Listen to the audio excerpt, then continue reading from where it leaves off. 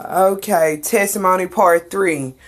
Back to the veil. Like I said, I was born with a third eye open, so I was born with a veil, and I had the ability to see off into the spiritual realm, to reach off into the spiritual realm, to talk to entities of the spiritual realm, to call them forth. It wasn't nothing.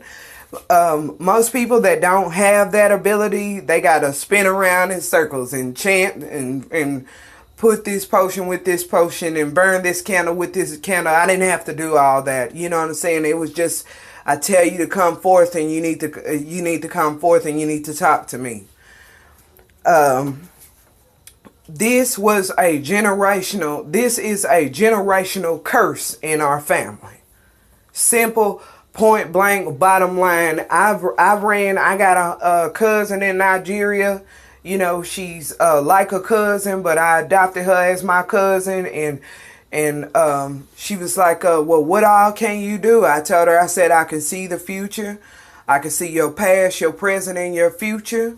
I could smell a pregnant woman. I no lie. A pregnant woman back in the day smelled, when I practiced, excuse me, smelled like buttercream frosting. Another psychic knows another psychic, so I can call them out, you know what I'm saying? And when they got out of line, I quickly put them back in place. Hey, look, you don't lay no hands on me. I didn't tell you to lay hands on me or lay your lips on me or speak to me about anything. I don't need your predictions to do anything to me. Not without my permission, will you? You know what I'm saying? And I mean, they were so afraid because, you know what I'm saying? Like I said, I was possessed with this Luna goddess that had the ability to strike them down with no problem. I didn't fear anybody, and nobody feared me. I was kind of sort of like that big old cow that walked around the earth. You know, we know it's there, but you dare not mess with it. Until this day, it's kind of sort of still like that. I have family members, hey, how you doing? Hey, how you doing? Love you too. But they keep their distance. People used to pay me thousands of dollars to go around and bless their homes. People, I've had people come to me, I need to know if my husband is cheating. Okay, well, tell you what, you get you a red string, give me 9 inches of a red double string, okay? Put it through a needle, tie a black chicken feather at the end, and so and so, such and such and such, and bam, you put that under his bed, and if he wake up complaining about a backache, he is cheating. Now, when you find out he is cheating, then you come back to me, and I sit there, and sometimes I can see people's past, present, and future. Just the hem of my clothing could brush the hem of their clothing, and I could see everything about them. Everything. When a woman would come to me, okay, he's cheating. I mean, then I would tell them, look her straight in her face, and I could even look at a regular. It didn't even have to be a tarot card. A set of tarots. It could have been a regular set of bicycle cards, and I done it once off a Uno set of cards, and you know what I'm saying, have people floored, blown away, seeking me all around town. Hey, you got to tell me something else. With the a lot of the childhood abuse that I endured, it really didn't leave me on a straight path in life, of course. And it never has, and it never will. It's up to us as parents to plant and place the right seeds in a child's life from the gate. God's word says to train up a child in the way, and they will never depart from it when they get older. If you instill values, principle, integrity, respect, you know what I'm saying, scruples, morals, decency, honor, you know what I'm saying, in a child from the beginning. So I didn't endure that as a kid. So, my understanding, had really just, I was like, and for a lack of a better term, I was like, to hell with authority. To be honest with you, even in school, because of a lot of the abuse that was going on when I was a child, I learned to bury my head in my books. I mean, it was something else. When I was 11 years old, I had two sets of encyclopedias read up by the time I was 11 years old. One set I read twice, the full entire set. I was reading a dictionary. I was that oddball kid or whatever. I was into National Geographics and back in the day when the books were good, Reader's Digest, you know what I'm saying? And if there was something that I was curious about, I'd go study and I'd go do research. I was that little black girl with the Coke bottle thick glasses, because to this day I wear glasses, that was sitting in the library and had 4 or 5 piles of books. You know what I'm saying? I was that ugly black girl, that little ugly duckling that people used to come from, oh, hey, I need you to do my homework. Or what answer did you get on this problem? And I understand that you passed such and such test. I will pay you $200 to cheat for me and stuff. I mean, I was that person. So, anyways, while in school, in my 9th grade year, I was jumped on by my school principal here in East Texas. Here in East Texas at the local high school, and it was some crazy stuff. I wanted what I wanted. He wanted what he wanted. And he wanted to force me out of his office, and I was going to call myself doing the sit-in. Well, that sit-in caused, even though I didn't throw my hand back and hit this man, it caused me to be grabbed by my hair and my head to be rammed into a bookcase, and the bookcase was broken by me being slammed into this bookcase, which he even later on took my mother to court for. If it wasn't one thing, it was another. It was people, teachers that I were confiding in that were having me sent to on-campus suspension because of something that I confided in them about.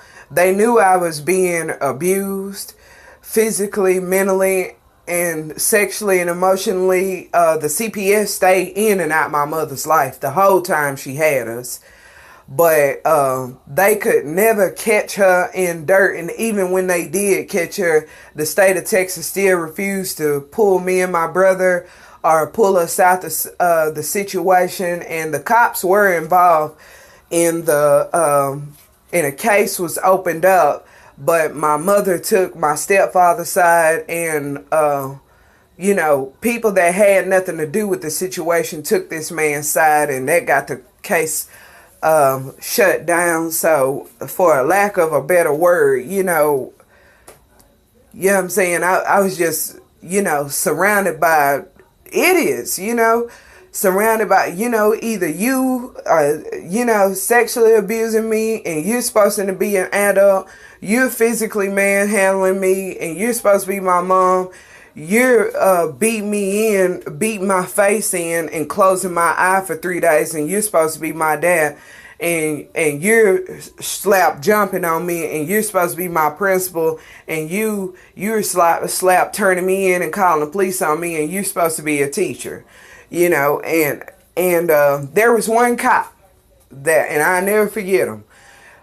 His name was Officer Adams, and he helped me, because he was the one that was seeing all the mess that was going on down around me. I believe that was a Christian man, for real. Because I never had nobody, I don't care about his race. To be honest with you, he was white. But that was a Christian man.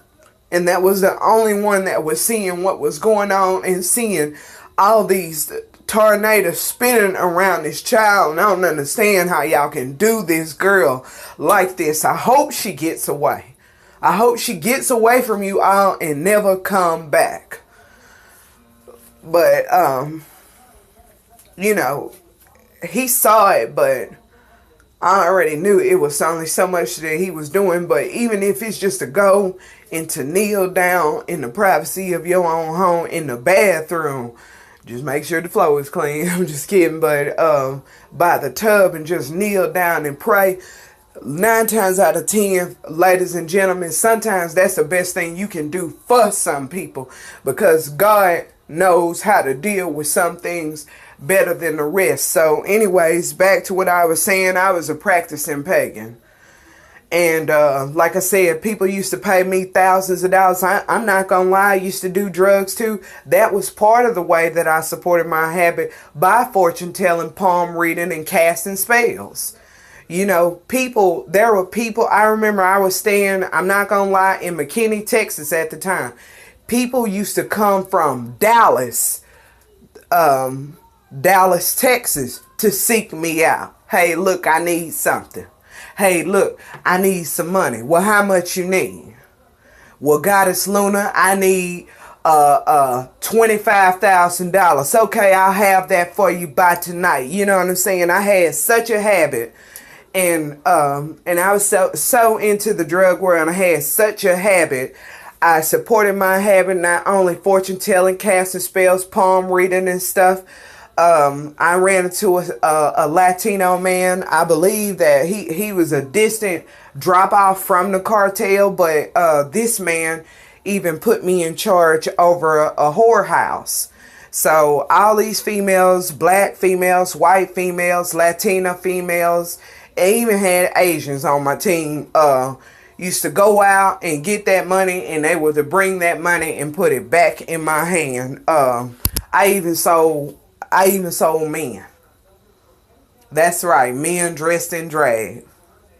Get yourself out there on that corner and get my money. I wasn't nothing to play with. I had the most violent and anger because of childhood extensions and not being able and knowing how to deal with my anger. I was very violent. If I didn't get my way, I whooped your tail. If you don't have what I asked for, I whooped your tail. And when I married, I ended up jumping on my husband too. I need money. I'm finna go down here and turn a block. I need to get me a hit.